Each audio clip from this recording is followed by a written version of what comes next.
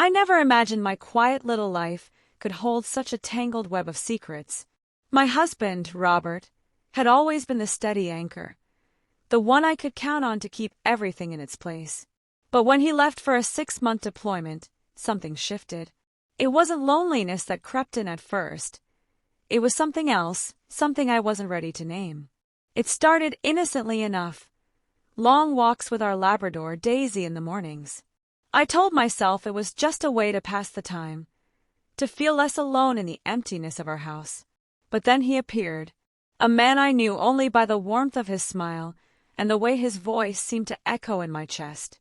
If I'd known what that meeting would lead to, would I have turned around?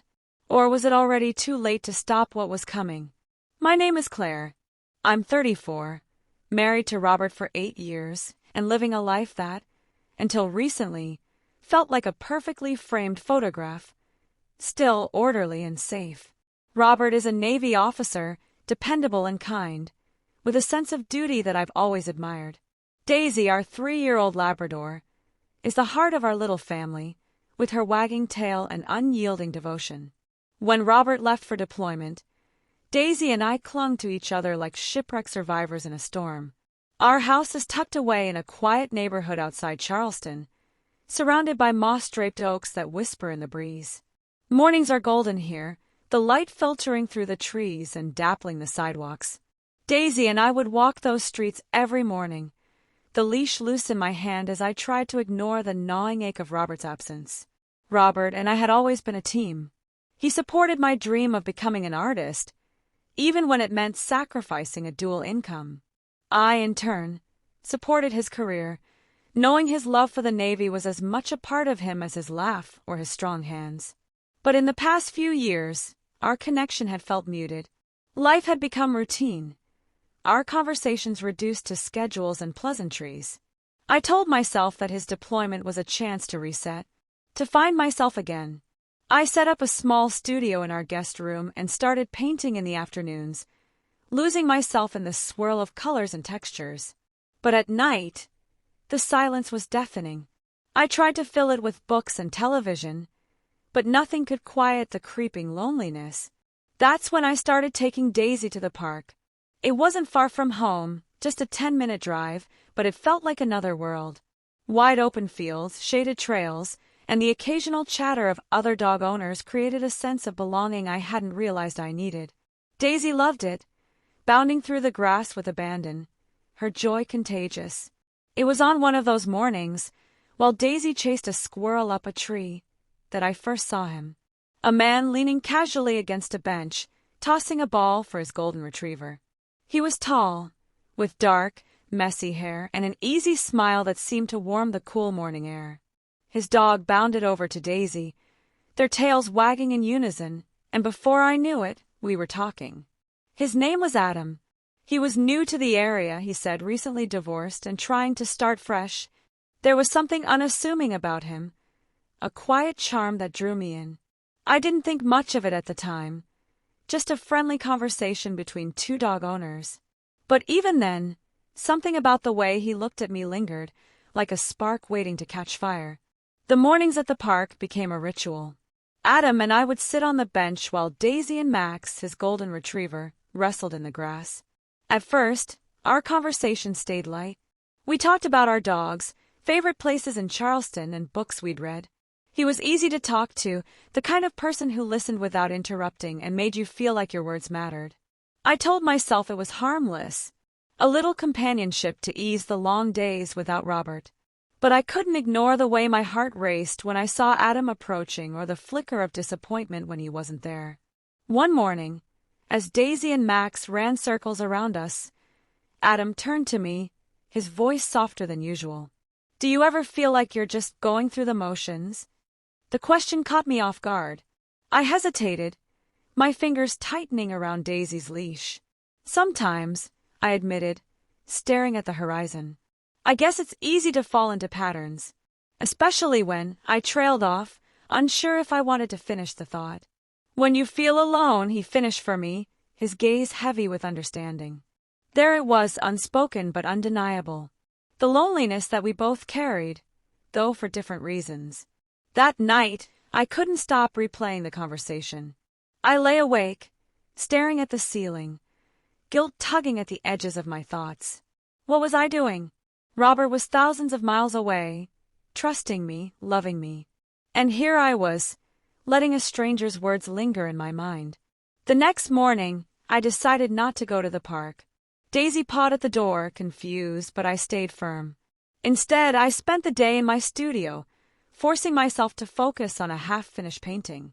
But my thoughts kept drifting back to Adam, his laugh, the way he tilted his head when he listened. 2 days passed before I gave in. Daisy and I returned to the park, my heart pounding as we approached the familiar bench. Adam was there, tossing a ball for Max. When he saw me, his face lit up in a way that made my chest ache. "I thought you disappeared," he said, his tone teasing but tinged with something deeper. "Just busy," I replied, avoiding his eyes. He studied me for a moment before nodding. "I get it.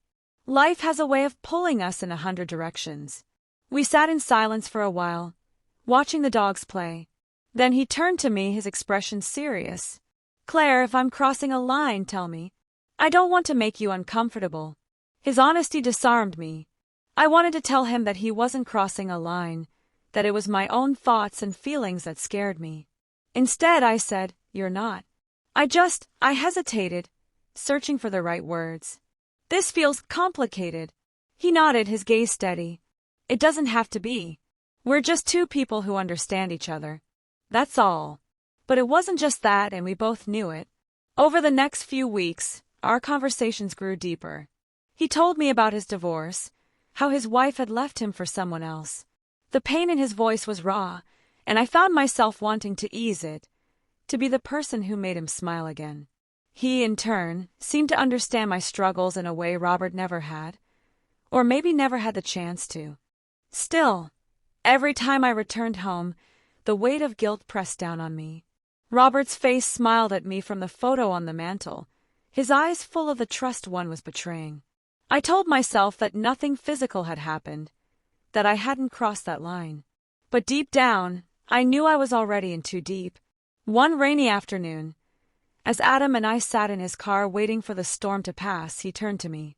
"Claire," he said, his voice low, "I need to know what this is to you. Because for me, it's not just friendship anymore."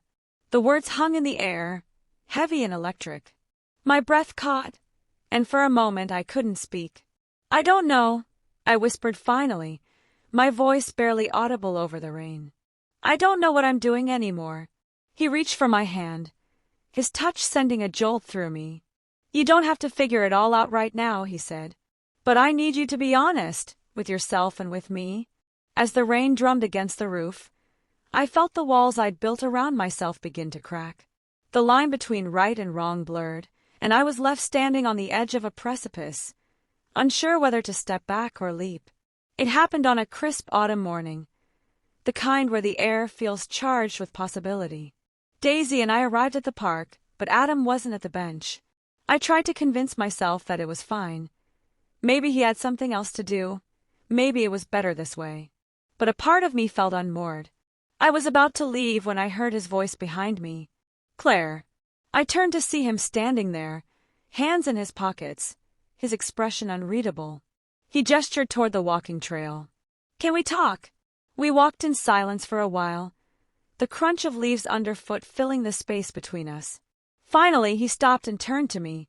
"I can't keep doing this," he said, his voice raw. "Doing what?" I asked, though I already knew the answer. "Pretending that this is just some innocent connection. It's not, Claire. At least, not for me." He ran a hand through his hair, his frustration evident. "I've fallen for you. And I know it's wrong. I know you're married. But I can't lie to myself anymore." The words hit me like a tidal wave, knocking the air from my lungs. I stared at him, my mind a whirlwind of emotions, fear, longing, guilt. "Adam," I began, my voice trembling. He stepped closer, his eyes searching mine. "Tell me the truth. Do you feel the same way?" I wanted to deny it, to push him away and end this before it spiraled further. But the truth was already written on my face. "I don't know," I said finally, tears welling in my eyes. "I care about you. I feel something for you. But I also love my husband. This isn't who I am. Or at least, it's not who I thought I was. Adam's face softened, his own eyes glistening. I'm not asking you to make a decision right now. But I need you to be honest, with me and with yourself. What are you holding on to, Claire? Is it love? Or is it just the idea of what you think you're supposed to be? His words cut deep, forcing me to confront feelings I'd buried for years. My marriage to Robert was safe, predictable. But when was the last time I truly felt seen? Had I been holding on out of love, or out of fear of what life would be without him? I sank onto a nearby bench, my head in my hands. Daisy sat at my feet, her soft whine breaking the silence. I don't know how I got here, I whispered. Robert doesn't deserve this. He's a good man. He loves me. I'm not asking you to hurt him, Adam said gently, sitting beside me. But you deserve to be happy too. And maybe that means staying with him. Or maybe it doesn't. But you need to figure that out for yourself, not for me or for anyone else. The weight of his words settled over me, leaving me feeling both exposed and strangely lighter. For so long, I'd buried my own desires beneath the expectations of others, convincing myself that my happiness was secondary. We sat there for what felt like hours, the world around us fading into the background. When I finally stood, I turned to him. I need time, I said, my voice steady. Adam nodded, his expression a mixture of sadness and understanding. Take all the time you need, but don't wait too long, Claire. Life has a way of slipping through your fingers when you're not looking. As I walked away, Daisy trotting beside me, I felt the weight of my choices pressing down on me. The line between love and betrayal had blurred beyond recognition, and for the first time in years, I didn't know where I stood. But one thing was clear, I couldn't keep running from the truth. Whatever that truth was, it was time to face it. In the days that followed, I avoided the park. Daisy looked at me expectantly each morning, her leash in her mouth, but I couldn't face the trail or the memories tied to it. Instead, I poured myself into painting. My studio became my refuge, the canvases reflecting the turmoil I couldn't put into words. Swirls of gray and deep red dominated my work, each stroke an attempt to untangle the knot of emotions inside me. Robert called one evening, his voice crackling over the connection. "How's everything at home?" he asked, his tone light but tinged with fatigue. "Good," I replied, forcing a smile he couldn't see. "Daisy misses you." "I miss you." "I miss you too," he said, and for a moment there was silence. I wanted to tell him everything, to confess the emotions I didn't fully understand myself. But how could I? How could I hurt the man who had given me nothing but love and trust? Instead, I said, "Come home soon." As the weeks passed, the ache of Adam's absence softened but didn't disappear. I thought about his words, the way he had looked at me with a mixture of hope and heartbreak. He had seen me in a way I hadn't seen myself in years. But did that mean I belonged with him? Or was he simply the catalyst for a deeper reckoning with my own unhappiness? When Robert finally came home, his arms wrapped tightly around me, I felt both relief and guilt. He looked at me with the same steady love as always, and yet something in me had shifted. That night, as we lay in bed, I stared at the ceiling, my heart heavy with questions. Could I rebuild what we had? Was it enough to stay out of loyalty and history? Or did I owe it to both of us to confront the cracks we had ignored for so long? I still don't have all the answers. Life is rarely as black and white as we wish it to be. But one thing is certain, love in all its forms is messy and complex. It challenges us, breaks us, and forces us to confront parts of ourselves we'd rather keep hidden. Maybe the real question isn't about Adam or Robert. Maybe it's about me, about finding the courage to be honest, even when the truth feels like a betrayal.